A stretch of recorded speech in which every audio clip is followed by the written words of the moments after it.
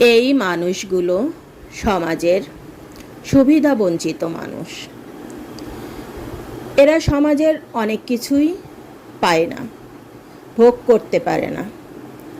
এরা সবাই অন্ধ, প্রতিবন্ধী।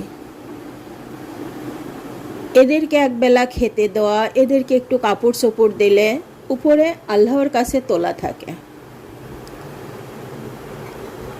আসলে আমরা একই আল্লাহর সৃষ্টি, কিন্তু কত রকমের করে জীবনযাপন করি আমরা দুনিয়াতে।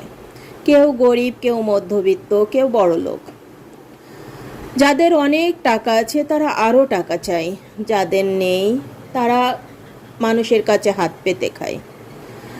লাখ লাখ শুকরিয়া আল্লাহর কাছে, যেমন আছি এভাবেই যেন দুনিয়াতে চলতে সাহায্য করে এবং মানুষের পাশে থাকার তৌফিক দেন। সবাই ভালো থাকবেন। আল্লাহ হাফেজ। আসসালামু আলাইকুম।